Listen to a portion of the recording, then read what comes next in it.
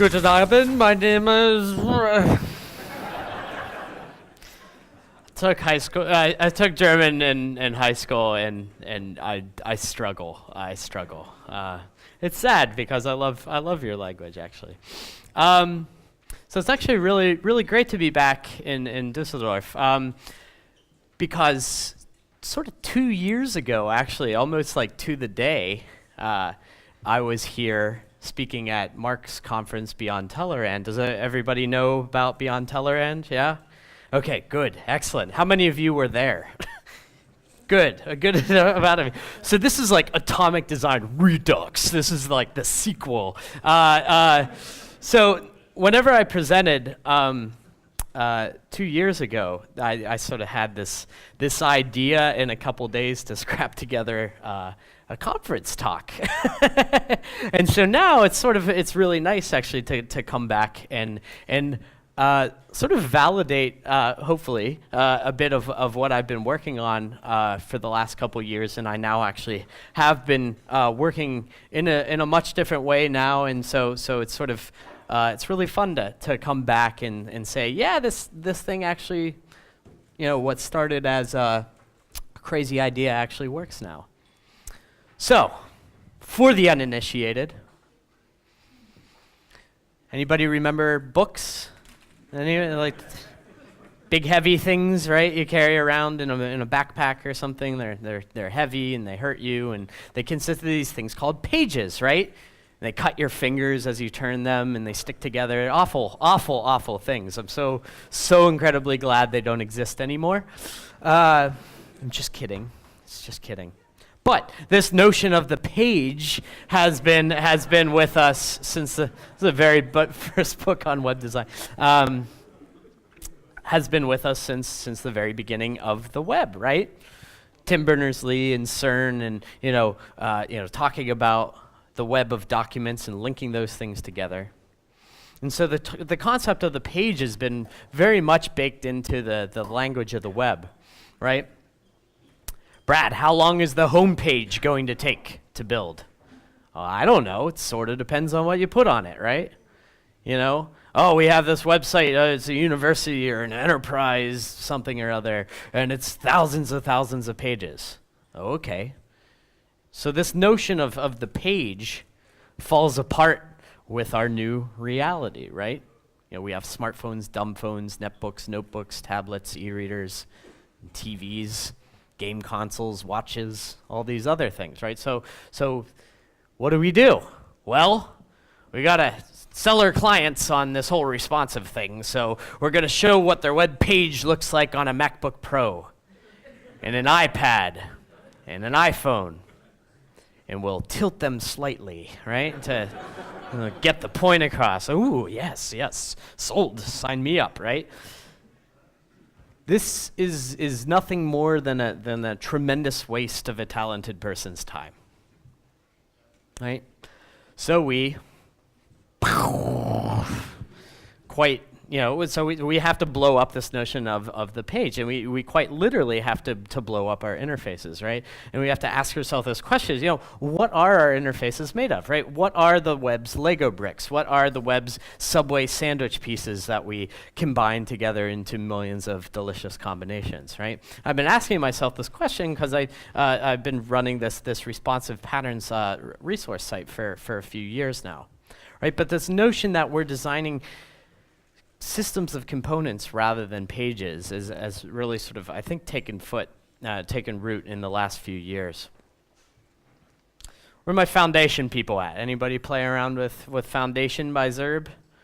Okay, a few hands. Where are my Bootstrap people at, right? Raise them high.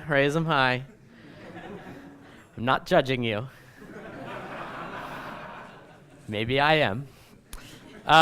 But these things are great, right? These again, systems of components, and that's exactly what these tools are, right? They're fantastic in concept, right? It's we have this nice sort of here's what your buttons look like, here's how your drop downs work, here's a carousel, here's some accordions, and I think that this is exactly sort of the right idea again in concept. But here's my problem with these tools, right? If you look at these happy people, whenever I'd watched sci-fi movies and TV shows as a kid, I couldn't like shake the thought from my head. Even as a kid, I'm like, I guess if just given enough time, we just solve fashion. Where some guy's just like, hey, let's just wear jumpsuits from now on. And everybody's like, sure, yeah, sounds good, count me in, right? And so, everyone's wearing jumpsuits, right? And that's sort of what's going on with these sort of bootstrap things, right? Is that whenever half the internet is using bootstrap, right, it's going to start looking substantially similar. And if Nike, Adidas, Puma, Reebok were to all redesign their sites using bootstrap, they would look substantially similar. And that's, sort of not what they're going for. Right, so these tools are great, but they're singular tools, right? It's sort of a one-size-fits-all solution. Right, these things give you a lot of stuff to work with, which is great, but at the same time they give you a bunch of maybe too much stuff, right, that your end users have to end up downloading. On the flip side of that coin, it might not go far enough, and then so you end up having to write and design and build a bunch of extra stuff anyways. Right? How do you work this stuff in with your existing code bases? And then lastly, you have to subscribe to somebody else's structured naming and naming conventions and stuff, right? Class equals Jumbotron. I don't know. I sort of don't want to write that. I don't know. It seems weird.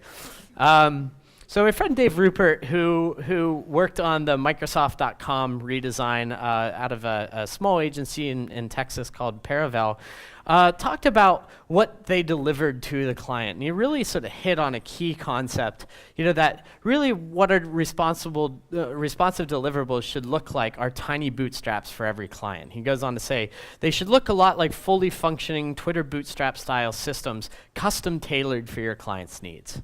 And that last part is the operative part, right? Custom tailored for your client's needs or your organization's needs. So it's not just about using a UI system, right? It's not about using a design system like Bootstrap. It's about taking the time to craft your own that really sort of, solves your organization's or your client's problems.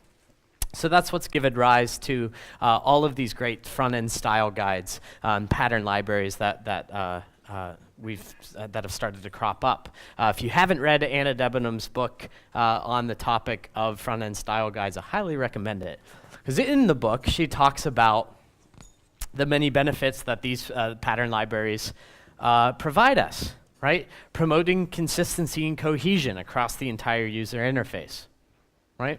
Makes things easier to test. You're able to sort of isolate patterns and kick the tires and make sure that they're performing properly, right? Establishes a better workflow between you and everyone else in your team, right? Creates the shared vocabulary, right, between project managers and developers and designers and business owners and all of that great stuff, right? They're a useful reference to keep coming back to again and again, right? What do my H1s look like? Oh yeah, there they are, right? But lastly, and I'd say most importantly, they provide this future-friendly foundation, this foundation for which you can live with this and grow with this and learn from it, right? And as you learn things, as it exists out in the wild, right, you could roll that thinking back into your design system.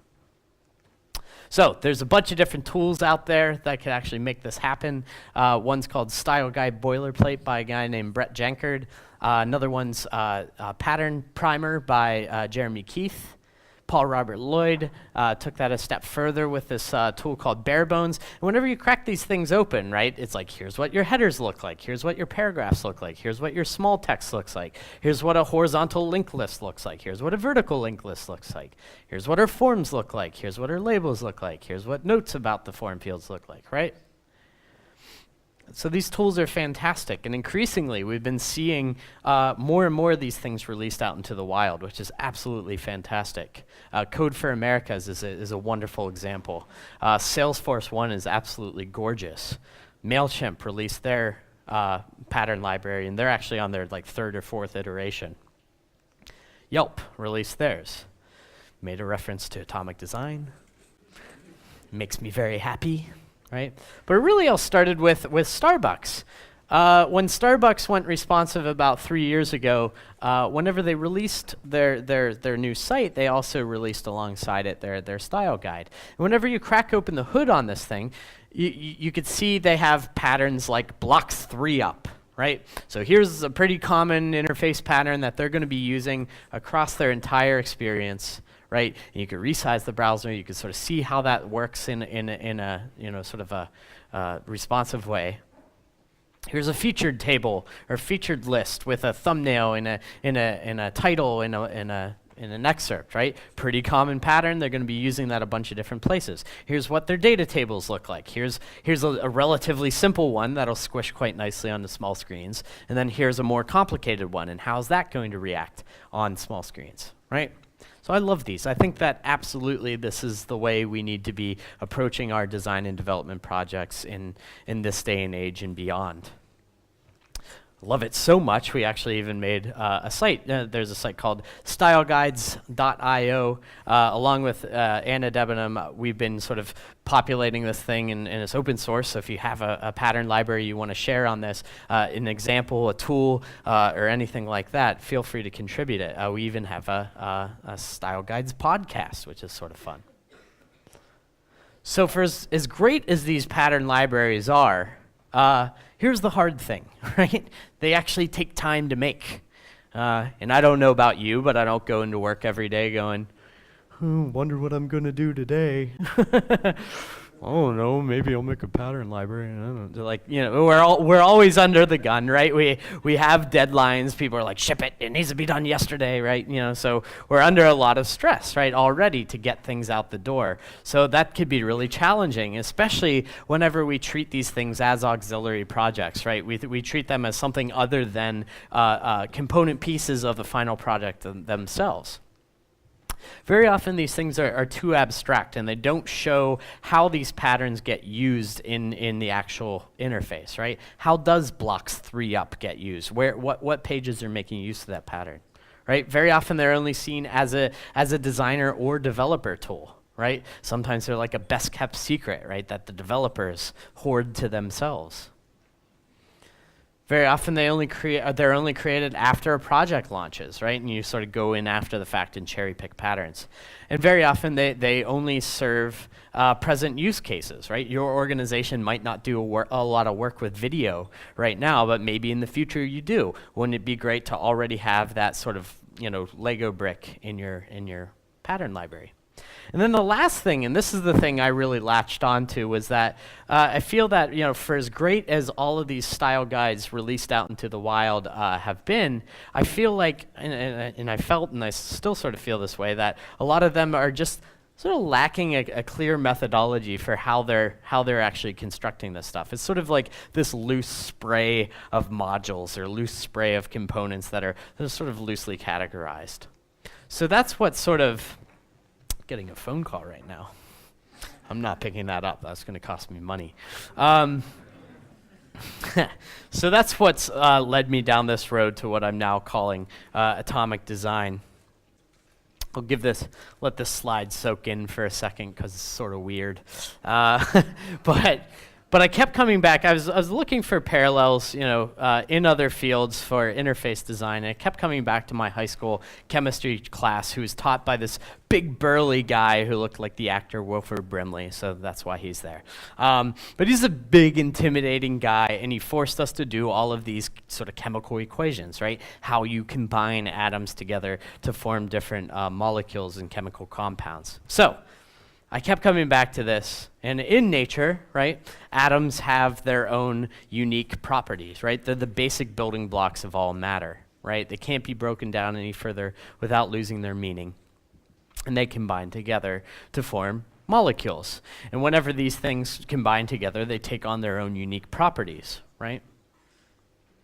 And these molecules keep combining together to form more complex molecules, which keep combining further until we can create simple organisms, which keep combining further to form more complex organisms, like a human being. I did a Google image search for people, and this guy came up, and I'm like, that's about right. You're going in my slides now, right? But all matter in the known universe, I kept him in there, is comprised of this finite set of atomic elements, right? It's a pretty beautiful concept, if you ask me. And as it turns out, we have this on the web too. This guy named Josh Duck put together the periodic table of HTML elements. So here's our table markup, here's our form markup, that's a clever idea, right? So I like that. So we're sort of coming at this from the same place. So maybe that means that we could actually apply that same process that happens in the natural world to our interfaces. And so that's what atomic design is just this sort of a collection of 5 distinct phases or stages that all happen concurrently. We'll say it's more a mental model or a methodology than it is a step 1, step 2, step 3 thing. And all of these things, all these 5 stages work together to craft an effective interface design system. So we'll start with atoms. Again, like in nature, atoms have their own unique properties, right? They're the basic building blocks of all matter in the universe. Well, what are our atoms, right? Our basic tags, right? Labels, inputs, buttons, right? But sort of like atoms in nature, it's sort of an abstract concept. They're not terribly useful on their own, right? Clicking a button in space isn't going to do anything, right? So it's only really whenever we get to this molecule stage that we take these atoms and we combine them together to form a search form molecule, right? Now all of a sudden this label is defining this input. Now all of a sudden clicking that button will submit the form, right? So now you have this relatively simple piece of interface, this relatively simple component. Then we get to the organism level. So now we take our search form molecule and we put that into context of a header organism, right? So that header organism might be comprised of a logo atom, a primary navigation molecule, search form molecule, and all of this stuff, collectively forms this sort of relatively complex component, right? This relatively complex chunk of interface. And we see this everywhere, right?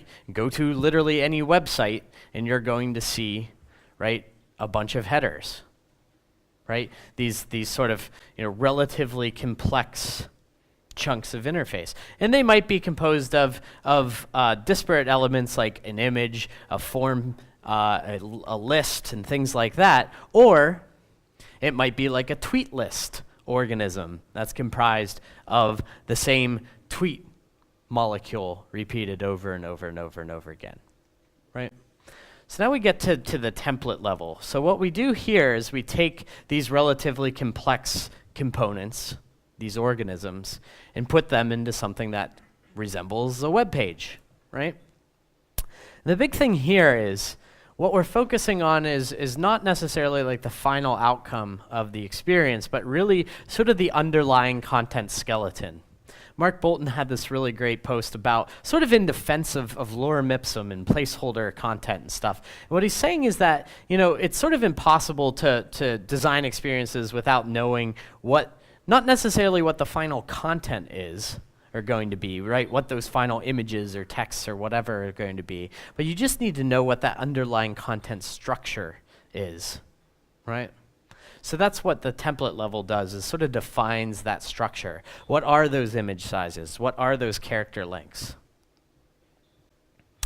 And then we finally get to pages. So at the page level, what we're doing is we're taking this template and we're pouring in real representative content into that template, right? So this is obviously an important stage simply because this is what your end users are going to be seeing, right? This is what your boss and your colleagues are going to be sort of signing off on, and your clients, right? But it's really at this stage that we validate or invalidate that design system that's underpinning all of this, right? What happens whenever you pour real actual content into all those patterns? Does it hold up, right? Does it look crappy? Does it just fundamentally break, right? And so it's at this level that we sort of review that underlying design system. And if things are wrong, then you go back and you solve things at a more atomic level. And it's also at this stage in the game that we could test variations of a specific template, right? You might have a home page normally, and then you'll have a home page maybe that has an alert message on it, right? You know, so then like we'll be down for a couple hours this Saturday or something like that, right? Still the same template, but it's a variation of it. And again, our design systems need to account for that, right? So, since Beyond Tellerrand a couple of years ago, I've been working very hard at this, and I think that the thing that has really sort of benefited me the most is that this methodology allows me to sort of traverse between abstract and concrete, right? I'm able to sort of step through. I'm able to sort of see how everything is sort of exploded into its atomic elements, but also step through how those things keep combining together to ultimately form the final experience. I've also learned in the last 2 years that clients don't really give a shit about atoms and molecules. They're like, oh, that's nice. How much is this going to cost me? But at the same time, I've actually found that it's been tremendously helpful to expose my clients and my colleagues, you know, to this methodology, because it really helps, you know, them understand that you're not just creating them a new shiny website. What you're doing is this very sort of deliberate, thoughtful, you know, design interface system as well. It also sort of helps curb what I like to call special snowflake syndrome, right? Wherever each department in an organization is like, oh, well, we're totally different than everybody else, therefore we need to be purple. And it's like, yeah, no, not really, actually. And so by exposing them to this sort of methodology, it sort of helps them understand and better appreciate the need for consistency and cohesion across the entire user experience. And I've also found that atoms aren't terribly useful on their own, again, and there's this nice sort of reference point that you could keep coming back to from time to time, like what are the image dimensions on that thing? Oh yeah, okay, there they are. And on the other end of the spectrum, the pages are there for review, again, to sort of validate or invalidate the underlying design system. But the real sort of designing and building happens underneath, right, in those sort of middle stages. So this is really nothing new. You know, people like Andy Clark and Natalie Downs have been talking about this stuff for years, but I'd say that it now matters more than ever, simply because we're sending our experiences down to more places than ever, right? It's becoming more and more difficult to manage even the most basic of websites across all these different screen sizes. And again, the concept of modularity has been around for a long time, and I'd say it's really, you know, taken hold in the last few years. You know, in other fields in the world of CSS, things like BEM and OOCSS and SMAX and all that. You know, but even things like YUI and jQuery UI, they've been around for ages.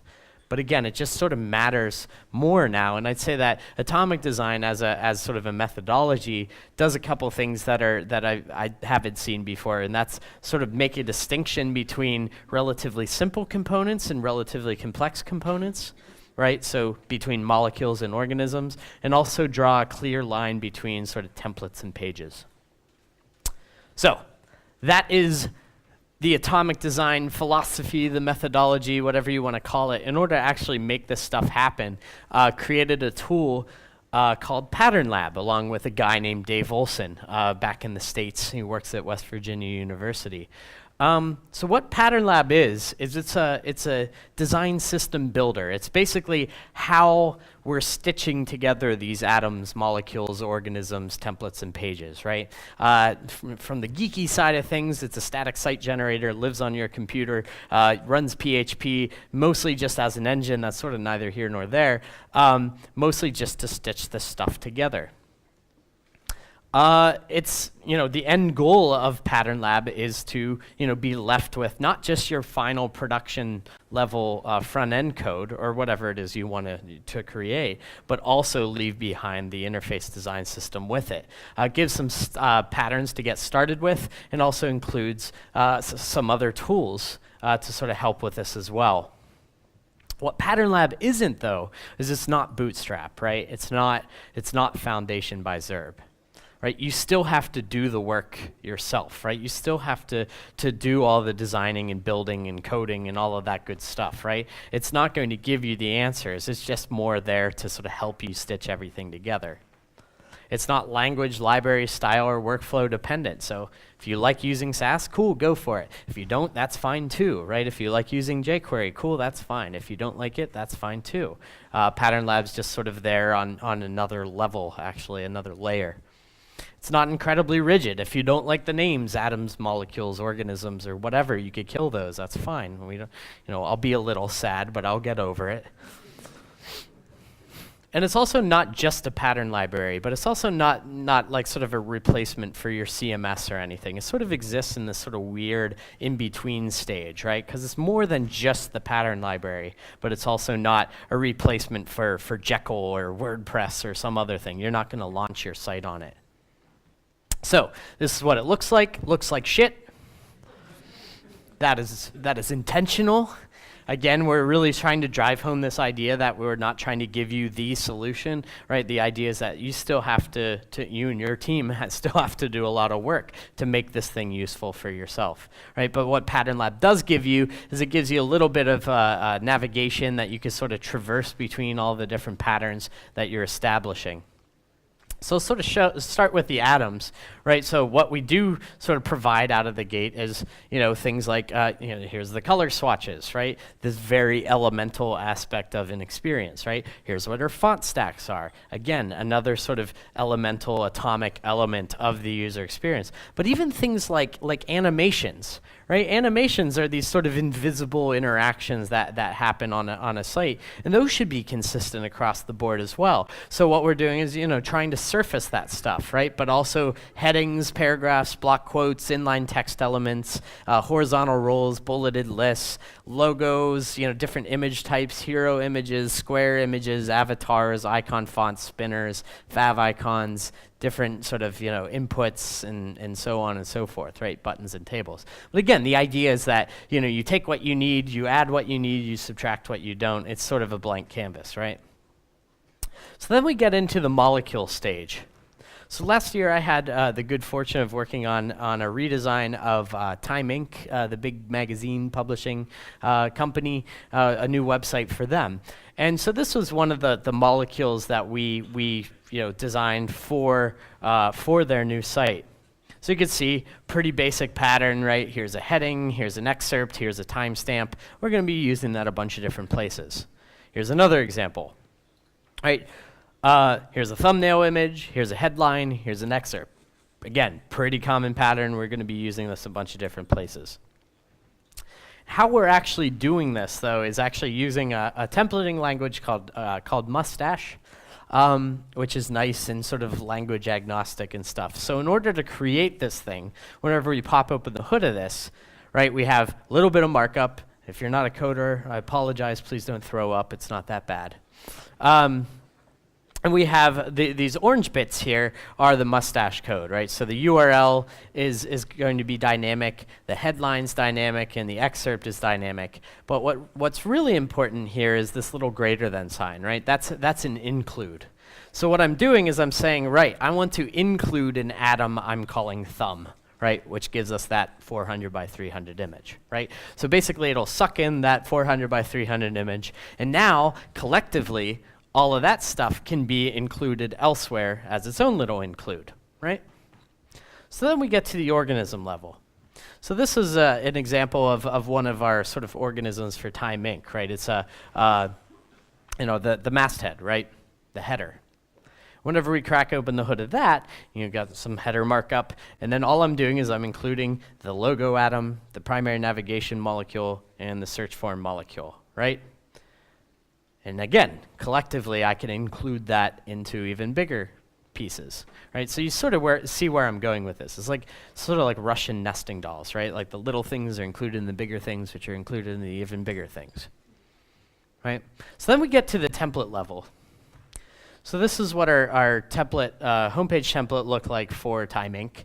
So you could sort of see, we got the header, but then we also have this big hero area with this big hero image, and we have this sort of tagline area sort of centered on the page. Then we also have another image and another headline and stuff. And as we scroll down, you can start to see we're sort of reusing a couple of the patterns, right? A few different ways, a couple different times, right? So the way we're doing that is we're same sort of thing. We're just including our bits and pieces, but then we're also wrapping them in a name, right? So we're calling this one hero. We're calling this one experience. I'll show you what we're doing with that. Because again, at this page level, what we're doing is we're replacing that sort of placeholder, that FPO, that sort of those grayscale images, all that stuff, and pouring in real actual content. So for the home page, right, here's our template again. And then at the page level, what we're doing is pouring in pictures of Beyonce. and I'm here to tell you, if you want to fast track any of your design approval process, pictures of Beyonce. It's just like, yeah, this looks great. Ship it, right? Like just financial services, government, healthcare, doesn't matter. Pictures of Beyonce, you'll get the fast track, promise. Yes, that is my pro tip to you, right? But so you could see, so we replaced, the background image with Beyonce. We have this image of the ice skater. We have a new headline for this pattern, and as we sort of scroll down, you could see, we poured in real actual content. And again, some of these are the same pattern, right? So what we're doing is we're keeping things nice and dry, right? Like, don't repeat yourself. There's one instance of this. There's a couple instances of the same pattern, and we're pouring in different content inside of it. And again, sort of how we're doing that is a little bit of JSON, and with the new version that we're working on now, you could use YAML or Markdown or something, which is maybe a little more human-friendly. But basically, yeah, what we're doing is we're saying, right, for that hero area, instead of the lorem ipsum, we want to replace the headline with this thing, moving people. And instead of, the grayscale image, here's hero_Beyonce.jpg, right? So, and that's sort of how we're doing it. So it basically comes in and replaces that sort of default content with the content that we're defining. Same thing with the experience. So here's where we're defining, here's where our hero_skater is, here's where we're defining, the headline for that module, and here's the excerpt and all that stuff, right? Here's another example from a product I was working on, where basically, again, same little molecule, right? And I'm just pouring in a bunch of different goofy names into it, trying to break the pattern, right? And that's the idea, right? Because what we want to do is we want to make sure that these patterns are resilient. So if we're working on things that have user-generated content of any sort, we're making sure that our patterns are able to handle it. Pattern Lab also gives us this opportunity to include pseudo patterns. So this is sort of an interesting concept where, and I sort of showed this a little earlier with the homepage. So you might have a dashboard. Let's say you're working on a web app and it has a login, right? The user enters their username and password, and they log in, and they get taken to the dashboard page. And this dashboard page, well, it might be a user that's been with you for 5 years. And so they have all sorts of data and analytics and all sorts of stuff, whatever it is you want to show them. But maybe there's also a version of that same dashboard that shows what that template might look like for a user that's logging in for the very first time, right? Obviously, they're not going to have things like recent activity and charts and graphs populated because they haven't done anything yet. So what does that experience look like? And B, how are we going to design and build for that? Right? And all these pseudo patterns do is inherit the primary dashboard JSON file, but then also give us the ability to sort of switch other things on and off. Right? Same thing with an admin. Maybe you log in as a normal user and you see a certain experience, but then maybe you log in as an admin and you see a bunch of extra controls and extra stuff, right? So that gives us the power. And just sort of picture doing that in Photoshop or Sketch or some other static tool. It's like you're going to have to reinvent the wheel again and again. And as the client or your colleagues sort of learn things and make changes and stuff, you have to spin your wheels again and again. So this way, you're able to sort of make changes once, and it just sort of magically propagates to wherever that stuff is included. So that's the basic nuts and bolts of Pattern Lab, is stitching these atomic design systems together. In addition to that, we also have sort of a viewport tool. And the reason why we have that is because we see a lot of stuff like this, right? 320 pixels, which is an iPhone in portrait view, right?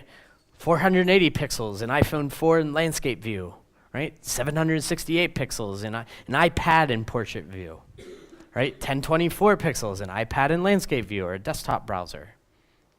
The fold. Oh God, the fold, right? that wonderful conversation that seems to happen every day, right? But at the end of the day, it's our job as designers and developers to craft experiences that work and function great on any device. So we built this tool-ish into Pattern Lab, and the reason why it's called small is because whenever you click on the small button, you get a smallish viewport. You click on small again, you get another small-ish viewport. You click on medium, you get a medium-ish viewport. And this is less practical as a designer or developer tool, but this has everything to do with educating our colleagues and our clients on why this is so important to craft these experiences and craft these design systems that are going to look and function great no matter what viewport you happen to be viewing it in. It's awesome. One of our clients actually didn't know you got a different value every time until like 2 weeks before the project launched. Like, I count that as a freaking win. Like, that is awesome, right? It also has the client favorite disco mode. You turn on disco mode and it bounces your viewport around like crazy, and the client's like, look at it go, look at it go. That's great. But they love it. And again, like the reason why this exists, yes, it's a bit cheeky, but at the same time, like, this really gets the point across to clients. Like, yeah, we're making something that's going to work anywhere, right? And that's great. In addition to the sort of viewport tool, we also have annotations. This is pretty cool, where basically we're trying to take all of those annotations that are normally defined in some PDF that gets thrown in a trash can, and we're trying to bring that stuff into the living design system. So that's what we're doing with annotations. So we could say things like, here's our color palette, here's our font stacks, they're being served up by Typekit, and so on and so forth, to be able to communicate what's going on with these patterns. One of, I think, the best tools and features of Pattern Lab is this idea of lineage. And what that does, what it allows us to do, is to show context, right? I talked about this earlier. Like, a lot of pattern libraries out in the wild don't really show how these things actually get used in the final site or final experience, right? So Pattern Lab, what it does is it basically says, okay, we're going to show you what patterns make up any particular pattern, and we're also going to show where this pattern gets included. So this one, the block media link pattern, contains the following patterns in this atom square, right, which is that little image. I'm just using CSS to round the corners, right? And that says, block media link pattern is included in the following patterns. It's included in the profile navigation, the section media list, the account settings, and the account edit settings, right? So why this is so important is because if I make a change to this pattern, right, I'll know exactly where I need to go back through and retest things and make sure that nothing broke, right? So it helps me with QA, it helps with the design and development process, and helps avoid a lot of unwanted surprises. Here's another example for another project we did, right? So this is a header for this food bank project I worked on. And it says the header contains the following patterns. Here's the logo, here's the primary navigation, and here's the search form, right? And then it says it's included in the following patterns, and it lists off like literally every single template because it's the header. It's global, right? So There's a bunch of other stuff Pattern Lab does, code view, pattern status, media query display, and there's a new version that we're working on right now that allows you to sort of rip out mustache if you don't like that and use twig or blade or jade or handlebars or whatever the hell you want to use. We're also rolling out sort of plugins and a bunch of other fun stuff. So it's more modular, we'll say, therefore more flexible. So if you want to check it out, it's at patternlab.io. Again, it's just open source tool made by me and Dave. This isn't like something I've come over across an ocean to sell you. It's an open source tool, and even if you're making your own custom pattern library, I hope that a lot of those sort of features are just more or less you take those as sort of hopefully good ideas that you could roll into your own thing. If you do check out Pattern Lab, use it, but also if things go wrong, don't blame me, blame Dave. That's called washing my hands of the matter. No, Dave is, I'm a bad programmer. Dave is a good programmer. So he's been tremendously helpful. I'm super, super thankful that he's on board. Like, he's got a full-time job, a family, and so this is very much like a side project for the both of us.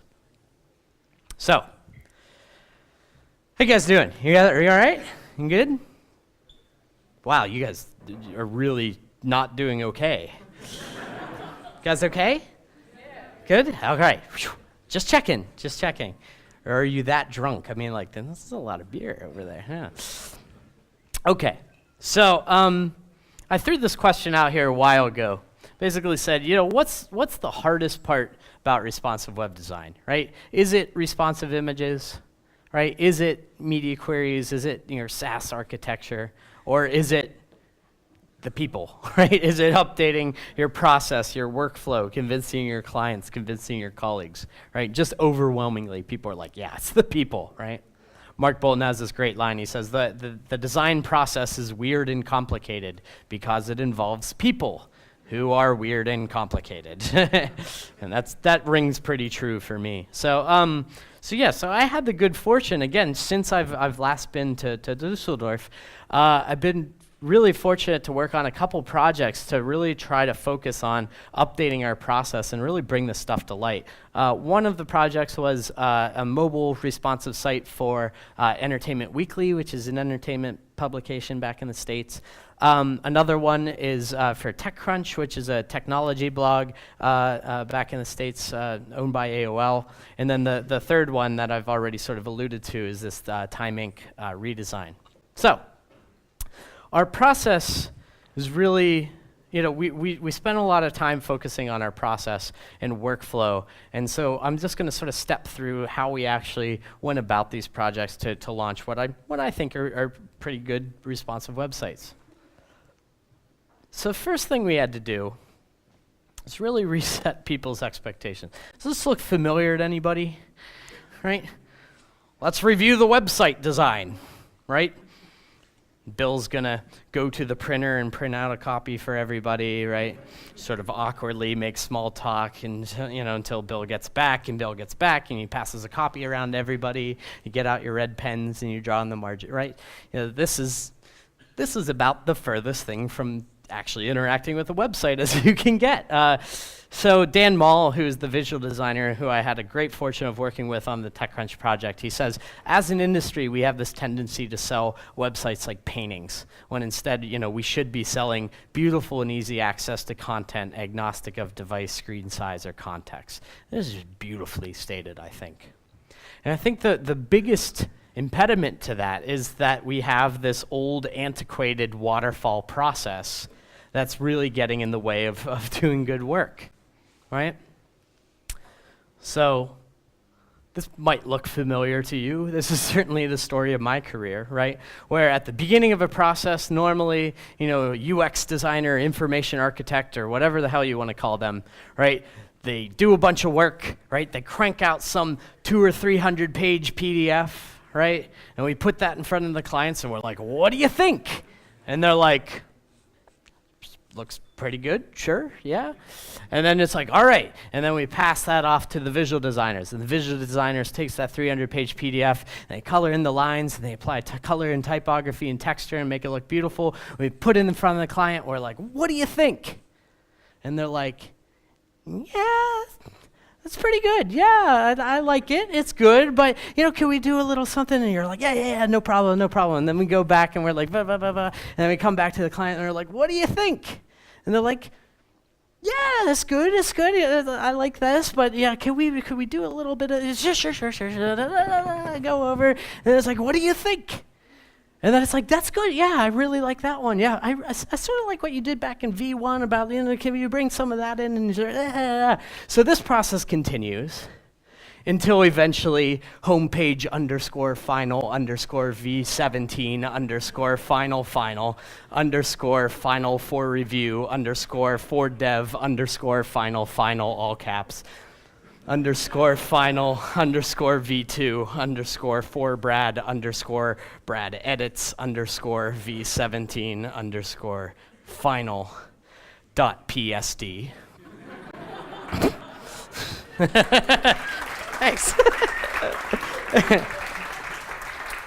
So that gets approved, right? And then the visual designers quietly sneak over to the code cave, and outside the door, they slip the designs under the door. And as they run away the other direction, they're like, get this done in 2 weeks, we're already behind schedule, right? And then the developers, right, get up out of their chairs and they go over and pick up the papers and they're like, it's all wrong, a bunch of idiots, right?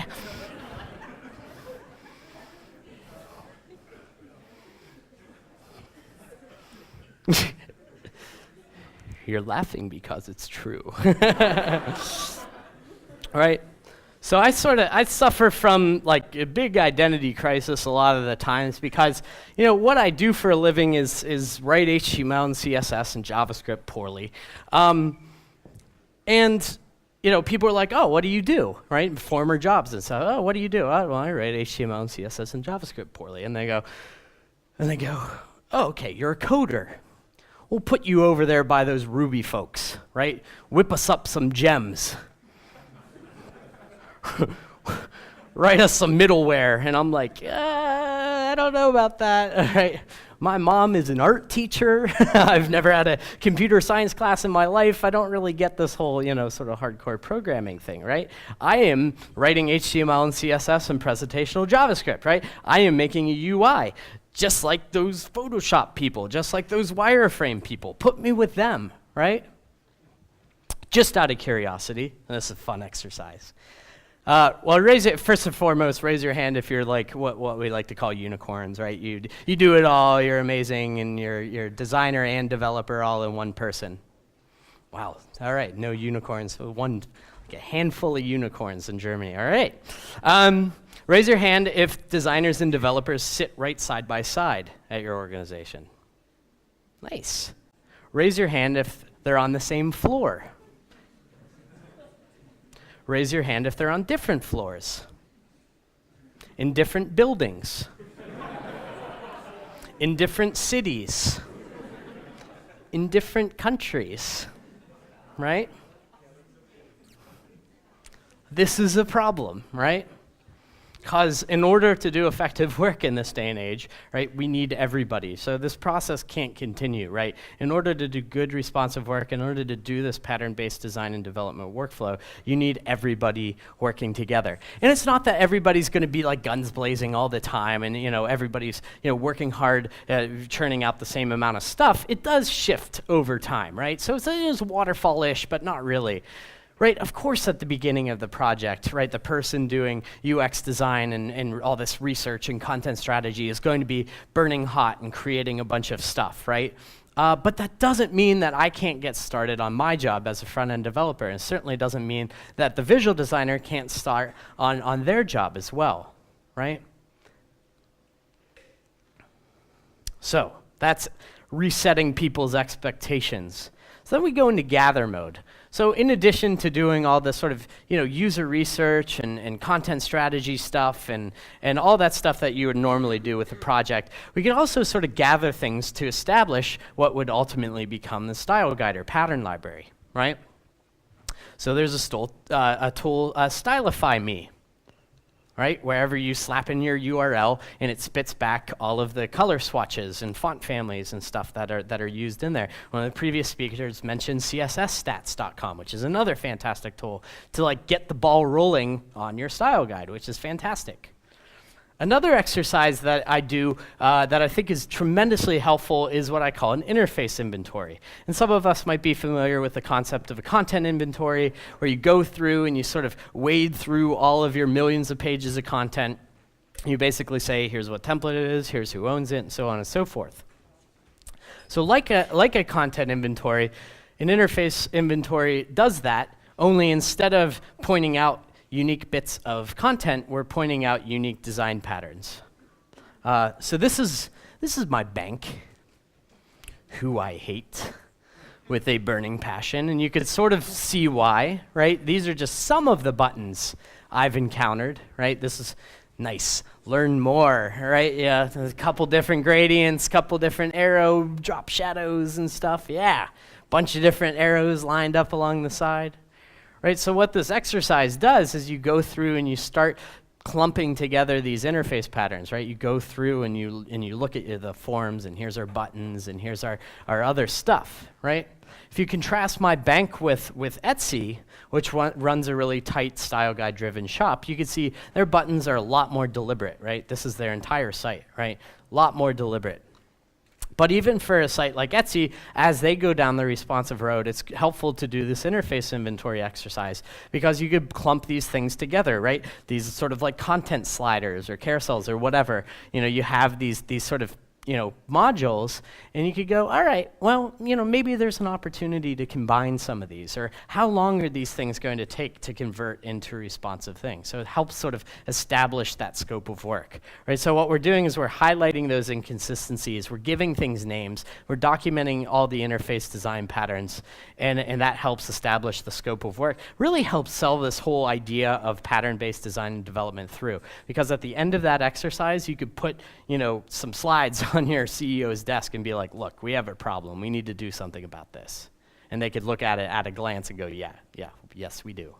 Right? But this exercise is actually a tremendously helpful exercise to get people on the same page, to get them to start to speak the same language, right?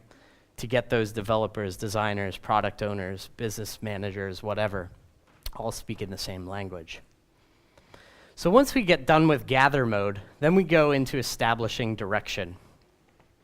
This is where we start to actually first start rolling up our sleeves. And again, historically, what we would have done is created like a 200-page PDF. I love sharing this story. So a friend of mine, she's a kindergarten teacher in Washington, D.C. And one day, one of her students asked, how do you make a website? And she goes, well, as it turns out, I know somebody who makes websites for a living. And so they gave me a FaceTime call, and the 6-year-old girl, Ava, asked me this question. She goes, how do you make a website? I said, well, typically a good idea, a good thing to start with is to just draw a picture of what you want that website to be. About an hour later, I get this picture message back. And I look at it, and I was like, wow. And then I looked at it again, and I was like, holy shit. This 6-year-old is better than 90% of the designers I've ever worked with, right? Clear labeling, look at that. The color coding, right? Proper hierarchy, freaking active states. She's 6, right? And here's the home page, again. Here's the header, right? More, clear hierarchy, more active states, right? Proper labeling. Her buttons are more consistent than my banks. It's freaking incredible, right? I love sharing this story just simply because, I can build this, right? I could build this right now. Right? We have this tendency, especially UX designers and stuff, are like, look at me, I'm useful, look at me, I'm useful. I'm making these giant, PDFs and, with annotations that are as long as Charles Dickens novels. And it's do you really need that, right? Especially in these early sort of formative days. Jason Santamaria has this great line. He says, ideas are meant to be ugly, right? It's about getting these ideas out of our head and sort of onto paper or into a prototype or wherever in order to sort of validate or invalidate these ideas. So I had the good fortune of working with Jennifer Brook, who she used to run a lot of the mobile design efforts at the New York Times. Like, she was freaking on stage with Steve Jobs whenever they announced the iPad. Like, she's amazing. So her sketching tool of choice was Keynote, actually. And so these were some of the first things that we showed the TechCrunch client. We're like, okay, we're going to have a couple patterns that we're going to be reusing throughout the interface. Right, here's our featured island thing, right, pattern that we're going to be using a few different places. It's going to be where we feature some stuff. Right, we're going to have a river list, right, this sort of list of news that we're going to be using, right? And then here's this sort of grid island, as she's calling it, it's sort of just another collection of stuff, right? From a visual design standpoint, we used style tiles, which is created by Samantha Warren, in order to, instead of leading off with comps, right, what we did instead was sort of, had conversations around sort of this relatively abstract notion of a style tile. A style tile basically is showing, here's some potential color options, here's some potential textures, here's some potential type treatments, here's maybe some potential sort of interface elements or something. It's just a very abstract thing, and the idea is to sort of bash out a few of these and put them in front of the client, and then have a conversation about them, right? And what we're looking for are things like, like that feels a little too bold, or this feels like the vibe we're going for, and so on, without having to do a whole hell of a lot of work, right? Same thing with typography, right? We used a tool called Typecast, which is amazing, and I think now free, actually, even, to put together different web font sort of combinations. And we give them numbers, and we put them in front of the clients. Right? And again, we talk about why we chose them, why we think it might be a good fit, and then we'd be listening for feedback like, I like this is nice and legible, or this feels like us, or, well, I don't know, that's a bit too traditional, or this is a bit too cartoony. Right? Again, without having to do a whole hell of a lot of work, we were able to get a much better idea of what they're after, what the client values and what they don't value. And from a code standpoint, right? From day one of the project, right, I was able to start coding, right? Setting up Pattern Lab, getting things ready to go. I get really, really frustrated with a lot of developers because they're like, nobody gave me anything to build, so I'm just going to sit here until they do. And it's like, come on, you're making an e-commerce site. Use your use your imagination. Like, we're going to have things like checkout. We're going to have things like a product detail page. We're going to have things like site search. Like, use your imagination. So for TechCrunch, I knew right from the very get-go that we are going to have things like a newsletter subscribe form. We knew we were going to have things like site search. We knew we were going to be using a third party for their comments, right? We knew that we were going to have a contact form. We knew that this was a publication, so we'd have things like block quotes and pull quotes, right? We knew, unfortunately, these things were ad supported, so we're going to have these sort of fixed width pieces of shit, otherwise, like clogging up our otherwise fluid interface, right? So instead of sort of pretending like these things didn't exist, what we did is we threw them in the pattern library in day one of the project and made sure that they were included in the templates, right? Because that was a requirement. So it's sort of like the restaurant business, right? If you're familiar with this concept of a prep chef, right? You have people that come into the restaurant, the morning of or the day before, and what they do is they're chopping the onions, they're chopping the broccoli and carrots, and they're marinating the meat, and they're making the salad. And they're doing this for a very real reason, so that whenever everybody's back in the kitchen the next day, they could focus their time and efforts building meals together, right? Rather than having to run off and chop a bunch of onions whenever somebody orders the soup, right? It's this chasm that increases between design and development that happens because developers aren't doing your job. So developers, do your job. That sounded really mean. I don't think I've ever said anything that mean before. Yeah, the developers, suck it up, right? Get to work. But I will say, I do honestly believe this. I do think that if you're not writing code from day one of a project, I do think that you should reconsider your process. So, once we've sort of establish that design direction, once we have that prep chef work done, once we have those initial sketches done and those style tiles done, then we can sort of roll up our sleeves and get to work. So this is some of the wireframes for the Entertainment Weekly project.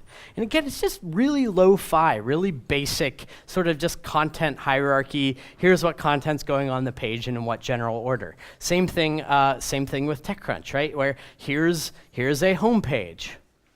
Right? And it's going to have that featured island we talked about before. We're going to have that river list we talked about before. And here's like where the ads fit in and stuff like that, right? And again, this is as high fidelity as these wireframes got, right? And what I was able to do, even though we are a remote team, I'm sort of figuratively looking over Jennifer's shoulders, and I'm able to sort of take those wireframes and translate those into working code in the course of like the first week or two of the project, right? So this is what the homepage looked like. Looks like shit, and again, that's totally fine, right? At this stage in the game, all I'm doing is sort of putting together the plumbing, right? I'm just sort of getting the pieces in place, including the little things into the bigger things and so on and so forth. So I knew that we are going to be iterating on this thing, so it's okay if it looks grayscale and bland, and that's sort of the reason why it's grayscale in the first place.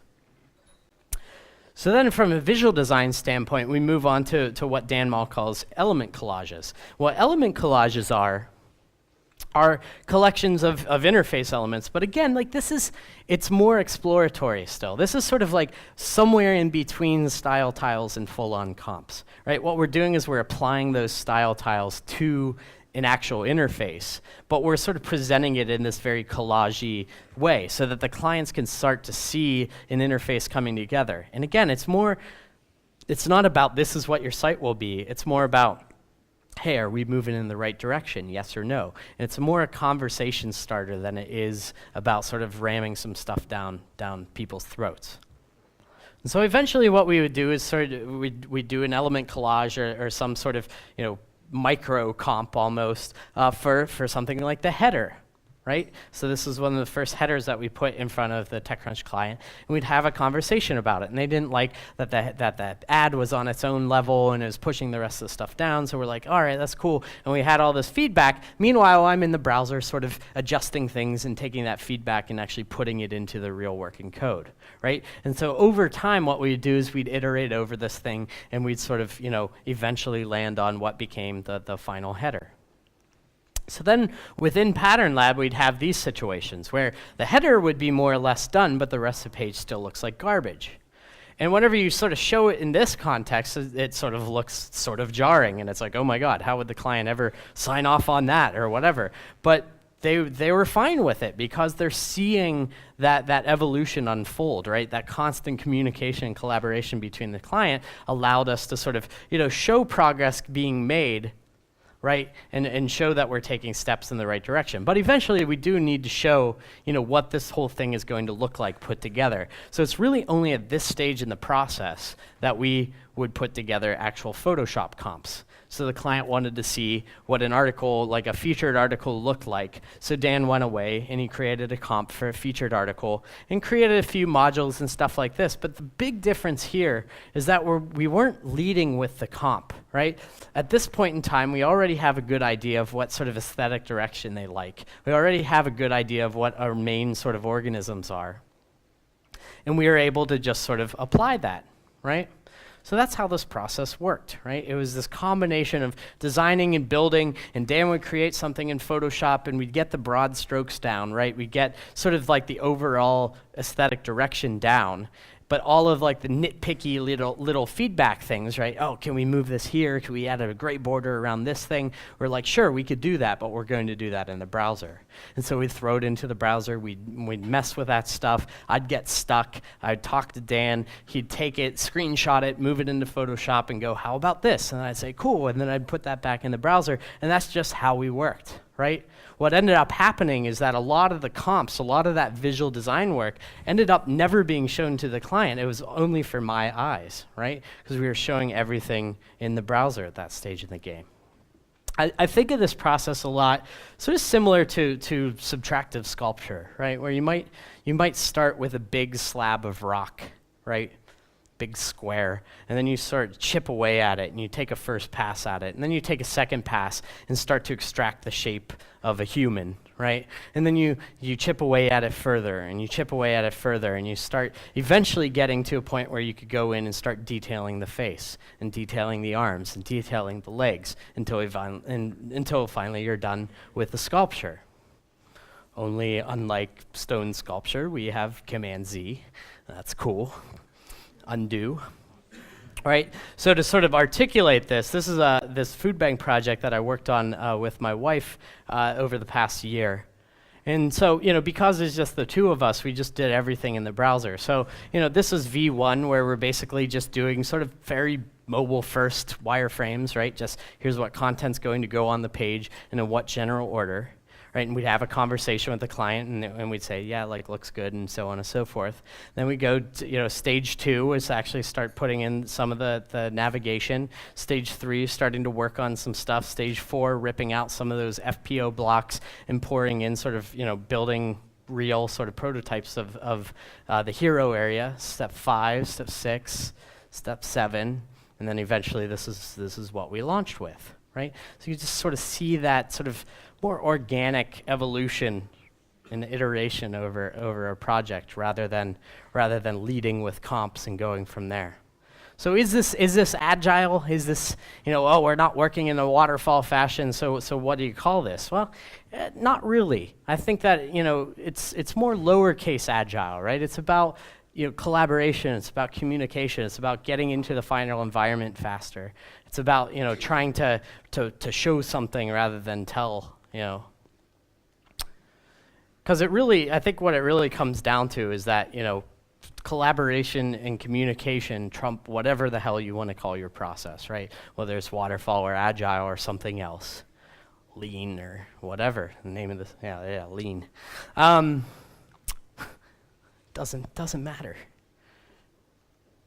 And collaboration, communication trumps whatever deliverables you show. Maybe you have a project and you need to show those 20 comps, and that's fine. If that's the right tool for the right job, right? But it's all about that communication and collaboration between team members and clients. So, this is our humble reality. It's a humbling image, and I love showing it because it's sort of punches you in the gut, right?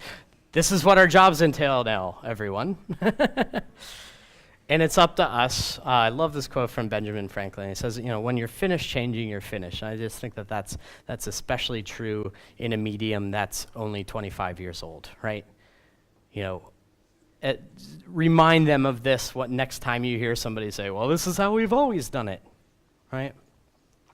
And, for as hard as this stuff is, I do think it's important to recognize that this stuff is a whole hell of a lot of fun. I played with a lot of Lego as a kid. I don't know if you guys did as well, but I actually don't see this atomic design stuff as all that different. So I think that's really cool. We could be working in about 1 billion worse jobs than this. So I do think it's important to recognize that. So if you want to learn more about this, I'm writing a book, and since it's weird to ask for money, hey, you can buy it. It's only $10. So. Thank you.